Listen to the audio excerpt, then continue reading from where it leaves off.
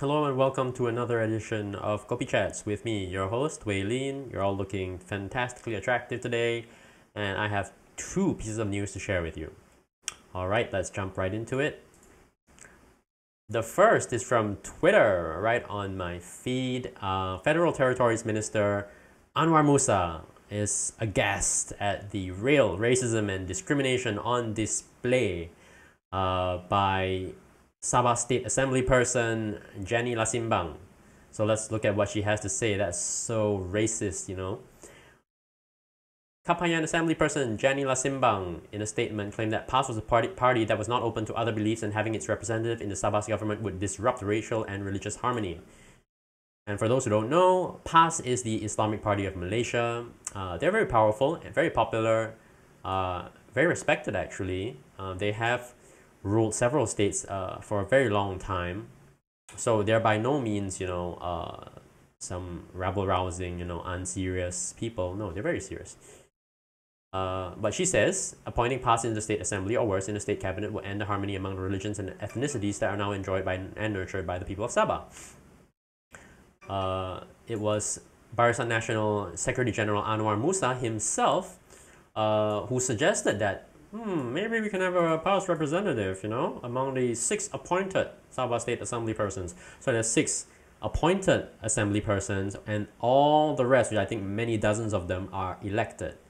So this is an opportunity, these 6 are an opportunity to choose representatives from constituents, from groups that have no representation in the assembly. So that was a suggestion. However, Lasimbang clarified that she objected to the incident where PAS Member of Parliament Nik Muhammad Zawawi Saleh, he made a remark about the Bible in Parliament just in August.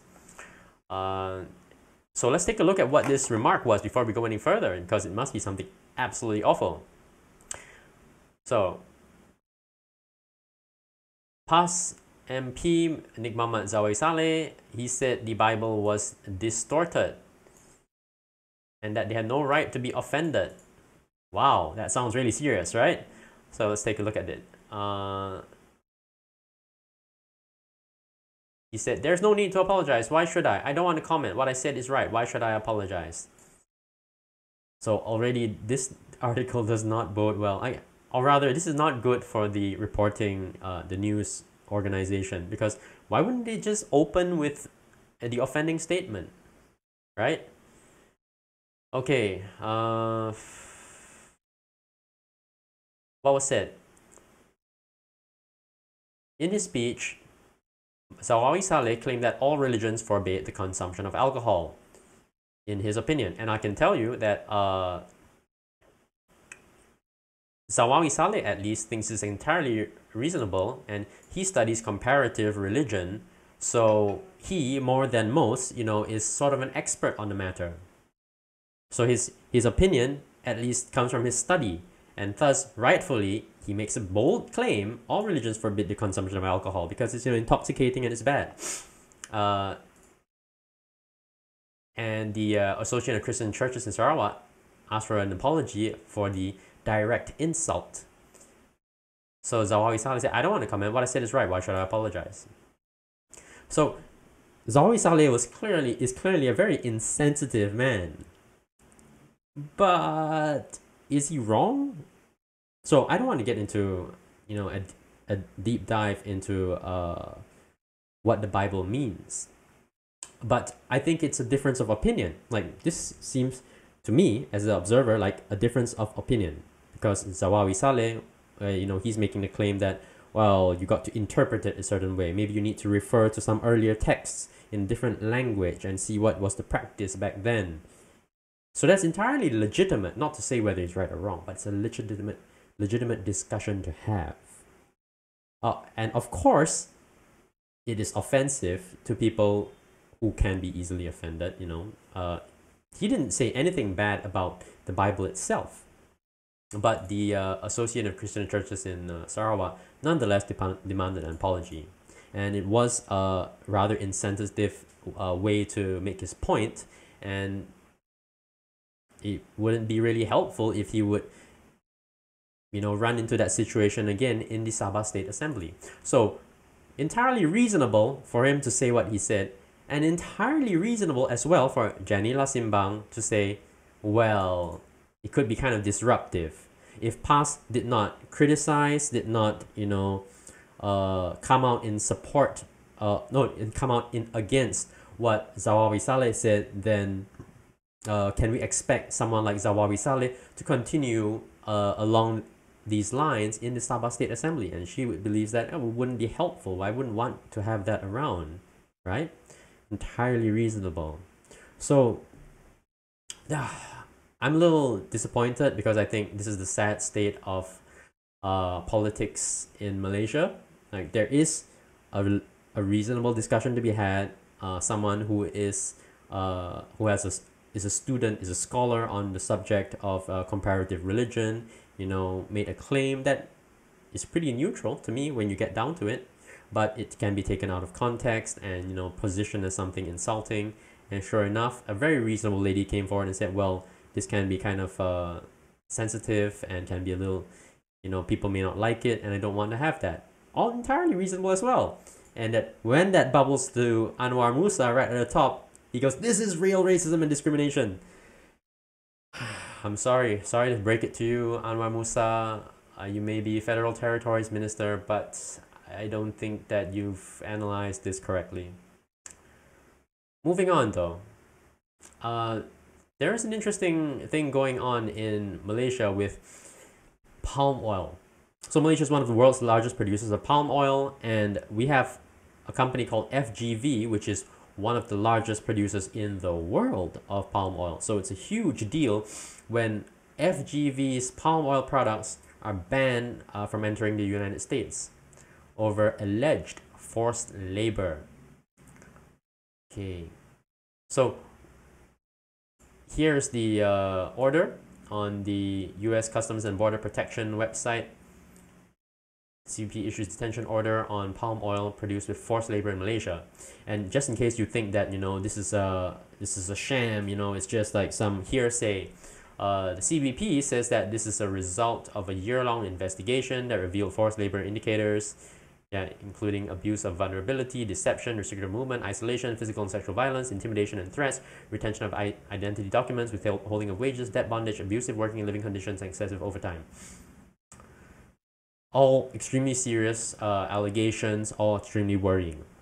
So let's see what FGV's response to these accusations are. So in a statement, and I think this is the relevant part, so I've highlighted it here. FGV cited several examples of the steps it has taken, such as the strengthening of its procedures and processes in the recruitment of migrant workers. They established centers in Malaysia and in source countries like India and Indonesia. I don't know what the one-stop centers do. Presumably provide information, help you get started on the paperwork. They want to strengthen the pre-departure and post-arrival orientation programs for migrant workers, which makes sense, right? Because if you have been accused of mistreating your workers, well, certainly one way to start treating them well is like immediately, because when you hire them from Indonesia, maybe right in Indonesia, you need to educate them on what they can expect when they arrive in Malaysia. And once they arrive in Malaysia, you begin immediately on orientation. This makes total sense. They'll be briefed on matters like the terms of their employment, job scope, nature of work, rights and responsibilities, and benefits and entitlements. Entirely reasonable. FGV has also adopted guidelines and procedures for the responsible recruitment of migrant workers in 2019 in accordance with international standards.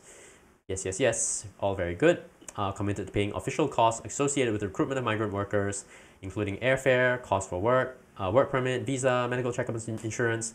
And I think these are really important because it's known, I've heard that one of the biggest problems with recruiting these sort of laborers is that very often you have agencies that go to, say, a poor village, recruit able-bodied young men, tell them that I'll help you find work in Malaysia, but you have to pay me. Then after that, they introduce the workers to the companies like FGV and also get paid by FGV.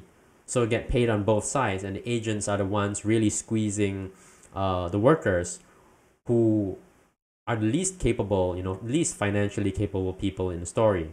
And so it is entirely reasonable and a good thing that FGV would set up these one-stop centers that would, educate the prospective employees, and that they would strengthen, the mechanism for paying official costs for recruitment of migrant workers, medical checkup, insurance, and all that good stuff. The company denies involvement in any recruitment or employment of refugees. Also very good. Can't be sure about that, but it's a good thing that they have it in mind. As of August, FGV employs 11,000 Indonesian workers and over nearly 5,000 Indian workers. That is a huge amount. FGV has also pioneered the implementation of an electronic wallet cashless payroll system. Ooh, wow. And that's a really cool innovation, and I'll tell you why very momentarily. System acts as a more convenient and efficient way for workers to manage their finances, and successfully rolled out in February in Kelantan. A company does not retain the passport of its workers and has instead installed 32,000 safety boxes throughout its complexes to allow migrant workers to keep their passport safely. Also an excellent measure, because I think everybody knows now, if you've heard anything about the Qatar World Cup preparations, there were accusations that construction workers had their passports kept by the construction companies. So even though they're subject to work in inhuman, super hot conditions in the desert, they couldn't run away.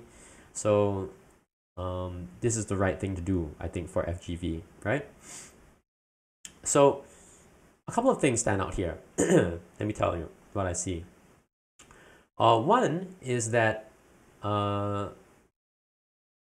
FGV hires over 11,000 Indonesian workers and nearly 5,000 Indian. That's overall 16,000 workers in plantations in 68 different complexes. That's a huge amount of people to manage. Extremely difficult.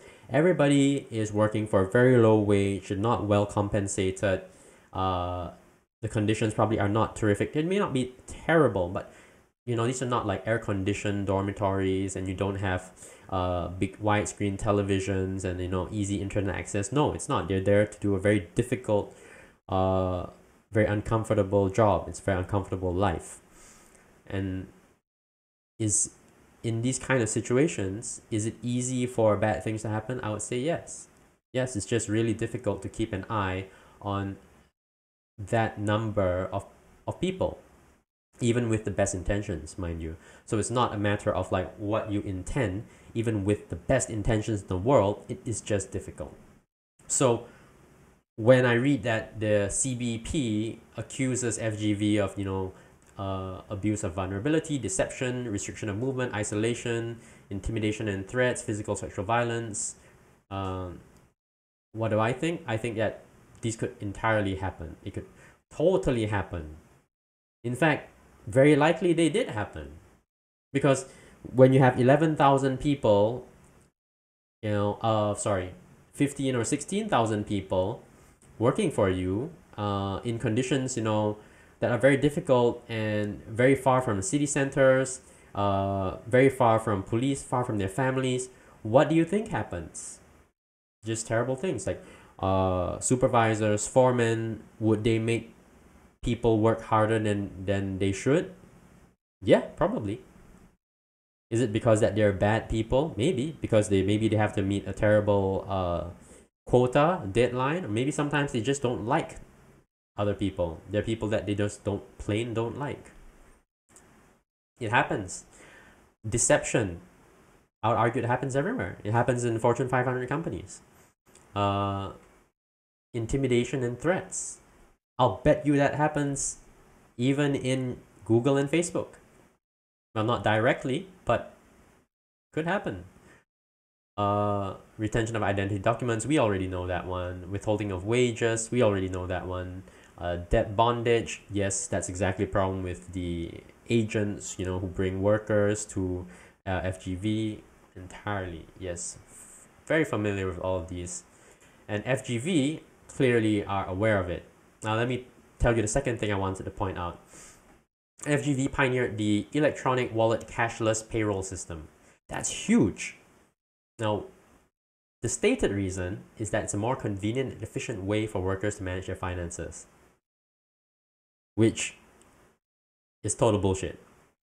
The real reason, just reading between the lines, the real reason is that there's a lot of fraud. If you're going to pay the workers, do they have bank accounts? Maybe. Not all of them. It's quite common for them not to. They come from poor places in India and Indonesia. So you would have to pay them in cash. If you pay them in cash, what tends to happen if you try to disperse large amounts of cash to a huge amount of people?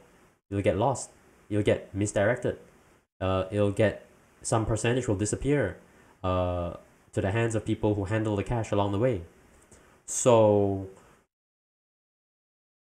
what do you think is the real reason, right, for implementing the electronic wallet system? It's to avoid fraud. It's to clamp down on fraud. Because losing money is the number one thing that a company want to clamp down on. And the fact that they've done so, it's credit to them. The fact that also, there are 32,000 safety boxes is great. I don't know if they're well maintained. I don't know if they're available in every facility. I don't know if there are enough of them. But they're there. That's good. So when we look at this report, we don't have to believe that the CBP is bullying FGV or mistreating Malaysia. No. And we don't have to believe that FGV is doing the best they can, and entirely honest. The organization is the exemplar of workers' rights. We don't have to believe that. We can believe exactly what we see in the real world. That is, people try their best, and very often they struggle to live up to the standards that they expect of themselves and even other people expect of them, which in this case is the CBP's expectations of what FGV should live up to. If to any given company, I'll bet you if the CBP took a close enough look at any company that sends goods through America's borders, they would be 100% capable of finding something wrong there. I have no doubt about that. The realistic thing for FGV to do, of course, is to keep the problems to a minimum, to a manageable level, such that it doesn't affect their day-to-day operations. In a realistic sense, in a very real sense, they would never be able to eliminate these problems, these abuses 100%. It's just not how the real world works. But there's one last thing that I like to share with you, which browsing the CBP website I found really interesting. So here's a list of all the companies that have problems with the CBP. So look here, in Malaysia we have 3. Actually 3 is a lot, and I'll show you how I know 3 is a lot. See, check it out. Check out the rest of this list. Zimbabwe, just 1. Turkmenistan, just 1. Nepal, just 1. Mongolia, just 1. Mexico, 2. And you know what's the surprise on this list? Japan! Fuchu Prison, run by or in association with Union Kogyo Company, clearly using prison labor to produce your PlayStation connectors. So if you're buying PlayStation connectors, be aware that you may be supporting prison labor, forced prison labor in Japan. Malawi, just 1. India, just 1. Democratic Republic of the Congo, just 1. Brazil, just 1. So by and large, there aren't a lot of countries on this list, and most of them just have one problem. So Malaysia with 3, it's actually kind of high. But then I saw the China list, and I'll show you. Boom! Look at that. It goes on. Is it stopping yet? No. How long does it go? Okay, up to here. 41. 41 citations by the Customs and Border Protection Agency. Incredible. Look, hair products. I think this is the one I heard of where Uyghur people's hair was being exported to the United States. Crazy. Suddenly this put problems in Malaysia right in perspective. Right? It looked bad up until you saw China. Yeah. But I don't want to compare Malaysia to China. I think that's terrible for Malaysia. So please, FGV, work a little harder. I don't believe that I don't believe for a moment that FGV really is exploiting workers on a huge scale. Uh, you know, and that it's plantations like hubs of misery. No, I don't think so. I think that they're just trying to do a normal job, and there are people who are just being normal people. Sometimes they're more cruel. Sometimes they can be under tremendous stress. Sometimes they can be entirely negligent. Sometimes they're just assholes. But it's probably by no means an evil organization. Yeah, and I think that's the adult take on that matter. So that's it. These are the two news items that I wanted to share today. In both cases, I think there's an adult way to read both of these news pieces of news, and I think you really have to think about them just a little bit more in order to really understand what's going on as an adult and not just a passive consumer of what you're being told. So I really enjoyed talking about those two topics. I hope that you enjoyed listening, watching as much as I did talking about it. And I look forward to talking to you again real soon, dear audience. Take care and bye-bye.